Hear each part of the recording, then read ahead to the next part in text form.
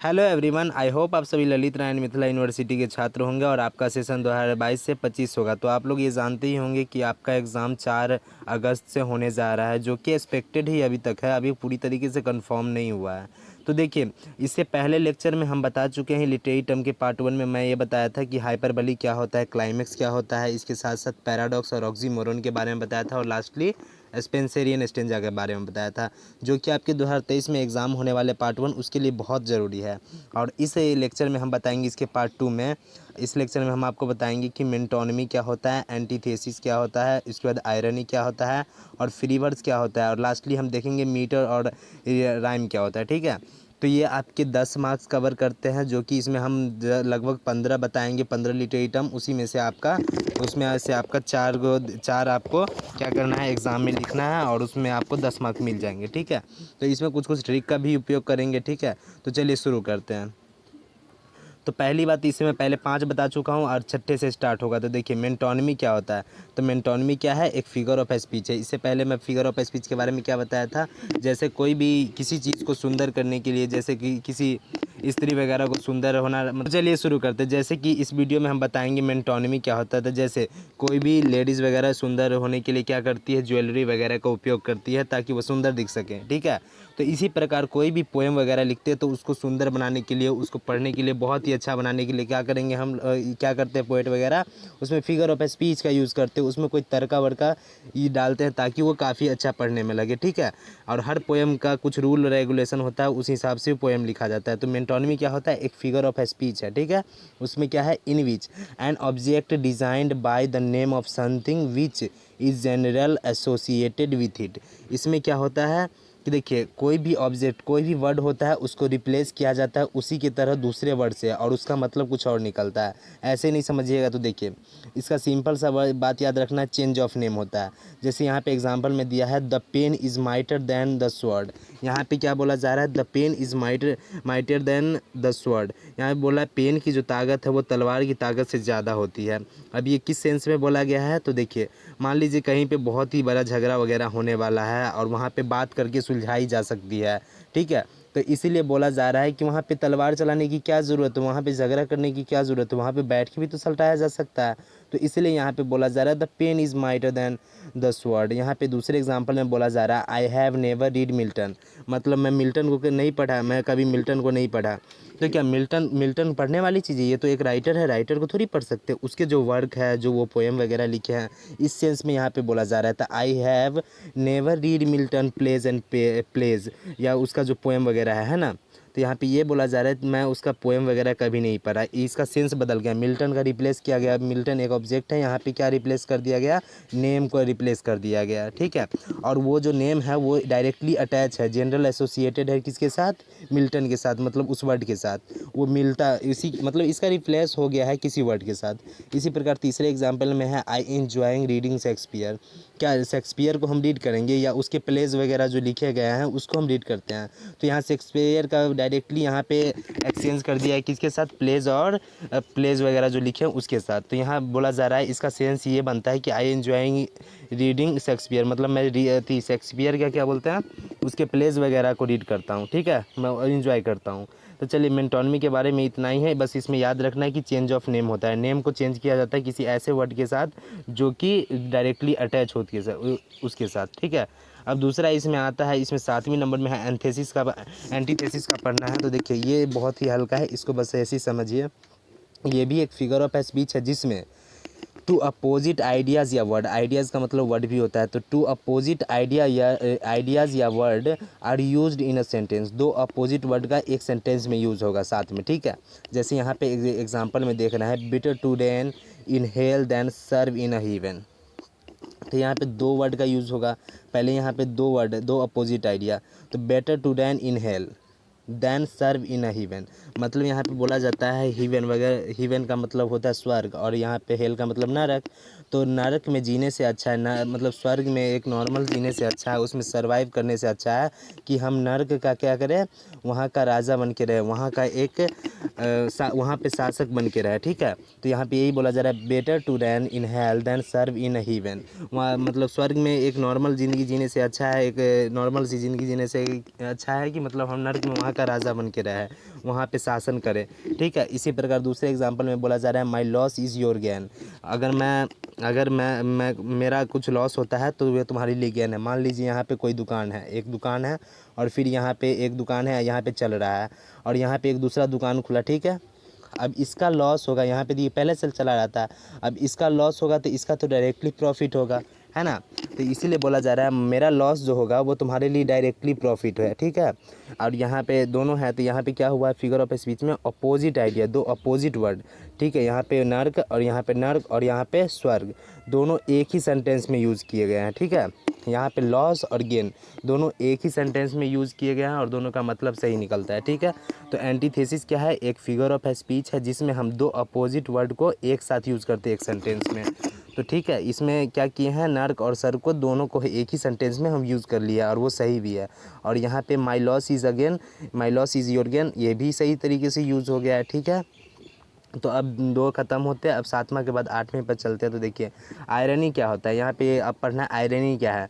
तो ए form of humour, ये एक हास्य का एक फॉर्म है, एक मजाक उड़ाने का एक फॉर्म है।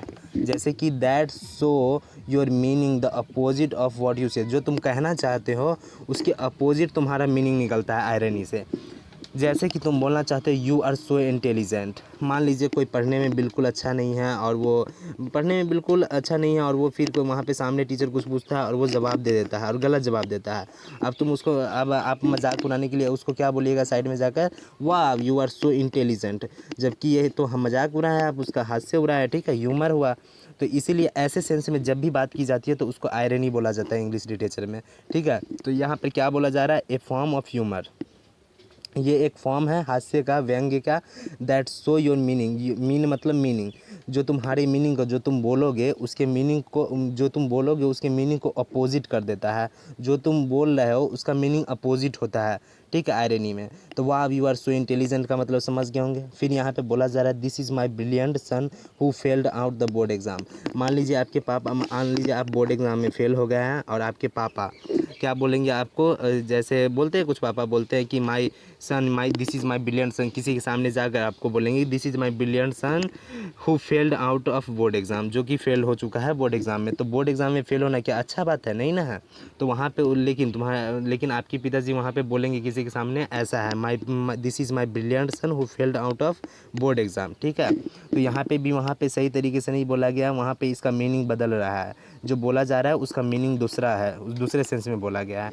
इसी प्रकार the pilot had fear of height, कोई अगर पायलट है तो क्या वो उसका हाइट से डर लगता है, वो अगर पायलट है तो वो उसका हाइट से डर लग ही नहीं सकता है। तो यहाँ पे भी दूसरे सेंस में बोला जा रहा है, ठीक है। तो इसी प्रकार ये आयरनी भी ख़त्म होता है। इसके बाद हम बात करते हैं फ्री वर्ड्स के बारे में।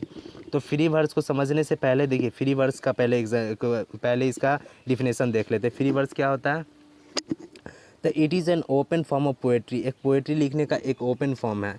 पोएट्री जब भी लिखाता है कोई फॉर्म में लिखाता है तो ये एक ओपन फॉर्म है, ठीक है। जिसमें जैसे कोई पोएट्री लिखाता है तो उसमें सिलेबल क्या बोलते हैं, उसमें मीटर वगैरह का ध्यान रखा जाता है, उसमें राइमिंग स्कीम का ध्यान रखा जाता है।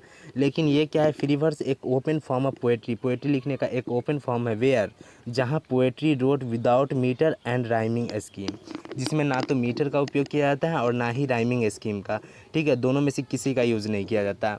अब मीटर और राइमिंग स्कीम क्या होता है, तो इसको समझने के लिए इस मेरे द ईव ऑफ सेंटेंस का दूसरा लेक्चर आप देख सकते हैं, और नहीं भी देखिएगा तो मैं अभी बताने वाला हूँ अच्छे से डिटेल में। तो मीटर और राइमिंग स्कीम क्या होता है, तो देखिए यहाँ पे पहले राइमिंग स्कीम के बारे में बात करते हैं। राइम क्या होता है, तो it is a figure of speech, ये भी राइम जो होता है एक फिगर ऑफ स्पीच है। That has lines ending with the same sound, अगर कोई भी पोएम में अगर सेम साउंड से एंड हुआ है उसका, तो वहाँ पे उसको राइम बोलेंगे, उसको रिदम में एंड होना बोलेंगे। जैसे इसका ट्रिक क्या रहेगा, इसको याद करने का बस इतना याद रखिएगा, एंडिंग विद सेम साउंड, ठीक है।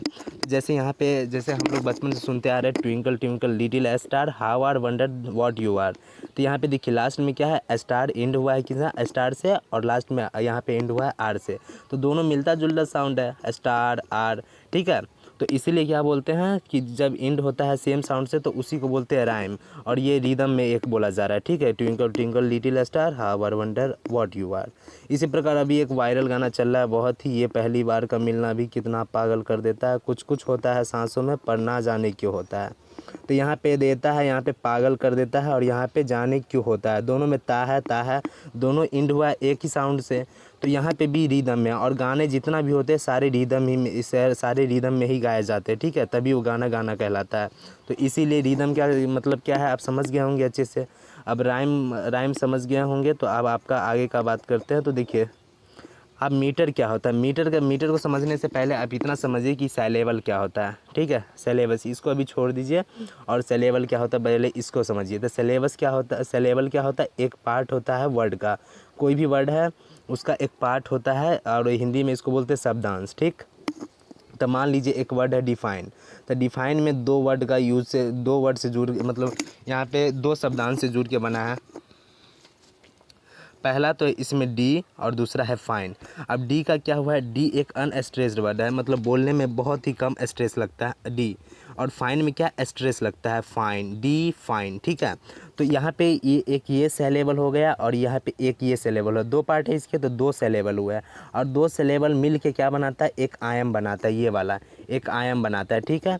और एक आयाम को हम फुट या फीट बोल सकते हैं। तो एक आयाम है ये, मतलब 1 फीट है, दो सेलेबल मतलब 1 फीट है, और दो सेलेबल 1 फीट है, तो 1 फीट को हम मोनोमीटर कहेंगे, मीटर बोलते हैं, ठीक है। तो एक सेलेबल है तो मोनोमीटर कहेंगे। इसी प्रकार दो सेलेबल है तो यहाँ पे चलिए आगे बताते हैं। तो एक जस्ट है, तो देखिए एक सेलेबल है तो मोनोमीटर बोलेंगे, दो सेलेबल है तो डाईमीटर बोलेंगे, तीन सेलेबस है तो ट्राईमीटर बोलेंगे। यहाँ पे टाइप गलती था इसलिए मैं यहाँ पे इसको डार्क कर दिया हूँ। इसके बाद यहाँ पे 4 फीट है तो 4 मतलब यहाँ पे मोनोमीटर किसको बोलेंगे, मोनोमीटर किसको बोलेंगे, जो 1 फीट का हो या 1 फुट का हो, ठीक है। जिसमें 2 सेलेबल रहेंगे उसको बोलेंगे मोनोमीटर, जिसमें 4 सेलेबल रहेंगे उसको बोलेंगे 2 फीट या 2 मीटर, ठीक है, उसको डाईमीटर बोलेंगे। और जिसमें 3 फीट रहे, 3 फीट का हो मतलब 6 सेलेबल हो, उसको बोलते हैं ट्राईमीटर। इसी प्रकार अगर 4 फीट हो जिसमें 8 सेलेबल हो, 8 सेलेबल हो उसको बोलते हैं टेट्रामीटर। और 5 सेलेबल हो, ठीक है, 5 मतलब 10 सेलेबल हो और 5 फीट उसको कहते हैं, उसको 5 फीट बोलेंगे। 5 फीट बोलेंगे तो उसको क्या बोलते हैं, पेंटामीटर। और आयम्बिक पेंटामीटर किसे कहते हैं, तो जिसमें 5 सेलेबल हो, ठीक है, 10 सेलेबल हो, और उसमें क्या होता है वो उसे बोलते हैं पेंटामीटर। और जिसमें 10 सेलेबल होगा उसको बोलते हैं 5 फीट। और 6 फीट को क्या बोलेंगे, तो इसमें 12 सेलेबल होगा और इसको हेक्सामीटर बोलेंगे। तो ये भी समझ में आ गया। तो देखिए अब देखिए इसमें देखिए ये कितना है, तो ये देखिए a shall I compare thee to a summer's day, और उसके बाद है thou art more lovely and more temperate. तो देखिए यहाँ पे सेलेबल का गिनती करते हैं। तो देखिए यहाँ पे सेल में कम स्ट्रेस लगता है, आई में फिर ज़्यादा, फिर कम में कम, फिर पेयर में ज़्यादा। तो यहाँ पर ऐसे ऐसे करके यहाँ पे 10 सेलेबल है, ठीक है, लाइन से। अब 10 सेलेबल है तो कितने, 10 सेलेबल मतलब 5 फीट हुआ, 5 फुट हुआ, 5 फीट या फीट दोनों बोल सकते हैं। तो 5 फीट हुआ मतलब 5 जोड़े, ऐसा समझिए। अब वो 5 जोड़े हैं तो उसको क्या बोलेंगे मीटर में, 5 जोड़े वाले को, मतलब 5 फीट है तो उसको मीटर बोलेंगे। अब वो भी पेंटामीटर, 5 वाले को पेंटामीटर, अभी बताया था ना आपको इधर, 5 जोड़े वाले को, 5 फीट वाले को पेंटामीटर बोलते हैं, ठीक है। इसी प्रकार अगर 6 रहे तो हेक्सामीटर बोलेंगे। तो यहाँ पे 5 मीटर वाले नीचे में भी लिखा गया है, यहाँ पे देखिए, यहाँ पे भी 5 मीटर वाले यहाँ पे बोला गया है, तो इसको भी क्या बोलेंगे, पेंटामीटर। तो मीटर आई थिंक आप लोग समझ गए होंगे। तो आप देखिए अब हेक्सा, अब आपको बताते हैं उसी के बारे में। तब फ्री वर्स क्या होता है, यह एक ओपन फॉर्म है पोएट्री का। पोएट्री लिखने के लिए एक ओपन फॉर्म है, ना कि जिसमें हेक्सामीटर में भी कोई लाइन लिख देता है, उसमें क्या बोलते हैं डाईमीटर भी में लिख दिया कोई लाइन, उसमें हेक्सामीटर के अलावा पेंटामीटर में लिख दिया, तो उसमें लंबाई का कोई ख्याल नहीं रहता है। यहाँ देखिए इसमें लंबाई कितना है, इतना है, फिर नीचे में इतना लंबा हो गया, फिर इतना लंबा नीचे में यहाँ पर है तो फिर इसको ज़्यादा कर दिया। इसका कोई रूल नहीं है कि इतना ही लंबा होगा, ठीक है। तो इसमें क्या बोलते हैं, मीटर का कोई ख्याल नहीं रखा जाता, पहली बात। और दूसरा बात है इसमें राइमिंग स्कीम का पता नहीं होता है। देखिए यहाँ पे एंड हो रहा है आई से, यहाँ पे हो रहा है स्काई से, यहाँ फिर हो रहा है टेबल से, यहाँ फिर हो रहा है स्ट्रीट से, यहाँ फिर हो रहा है रिट्रीट से। तो यहाँ पे कहीं पे भी राइमिंग स्कीम का मतलब यूज़ ही नहीं किया गया है। यहाँ पे कोई भी लाइन कहीं से भी यूज़ कर दिया जाता है, ठीक है। और इसमें इसका ख्याल नहीं रखा जाता है कि इसको कौन से मीटर में कितने मीटर में लिखना है। तो वह फ्री वर्स क्या होता है, it is an open form of poetry. ये एक ओपन फॉर्म है, जितने भी पोएट है उसके लिए सबसे ज़्यादा यूज़ इसमें अभी फ़िलहाल तो नहीं हो रहा है सभी से ज़्यादा, लेकिन इसका बहुत पोएट करते हैं। ये क्या है, ओपन फॉर्म है पोएट्री का, जहाँ पोएट्री रोट की जाती है कैसे, मीटर में, विदाउट मीटर और राइमिंग स्कीम के। मीटर का कोई ख्याल ही नहीं रखा जाता, ना इसमें रिदम का राइम का ख्याल रखा जाता है। अभी इसका सबसे इसमें एक और पॉइंट बहुत ही इंपॉर्टेंट, वॉल्ट व्हिटमैन को क्या बोला जाता है, father of free verse. Father of free verse, free verse का आपको क्या बोला जाएगा, फादर ऑफ, वॉल्ट व्हिटमैन को क्या बोलते हैं, फादर ऑफ फ्री वर्स, ठीक है। अब इसकी एग्जांपल सबसे पहले देखा जाए, सबसे ज़्यादा ज़रूरी है इसमें एग्जांपल में क्या होगा, टी.एस. इलियट का the love song of J Alfred Prufrock, ये फ्री वर्स में लिखा गया, जो कि मैं बता चुका हूँ। अब देखिए चलिए लास्ट वाले में चलते हैं। तो देखिए ये सारे आप ख़त्म होते हैं, अब इसमें 4-5 और बताए जाएंगे। अगर आप ग्रुप में नहीं जोड़े हैं तो आप जुड़ सकते हैं, इस नंबर पे आप मैसेज कर दीजिएगा, हम जोड़ देंगे। तो चलिए इसी के साथ मस्त रहिए, व्यस्त रहिए और आराम से मिलते हैं अगले वीडियो।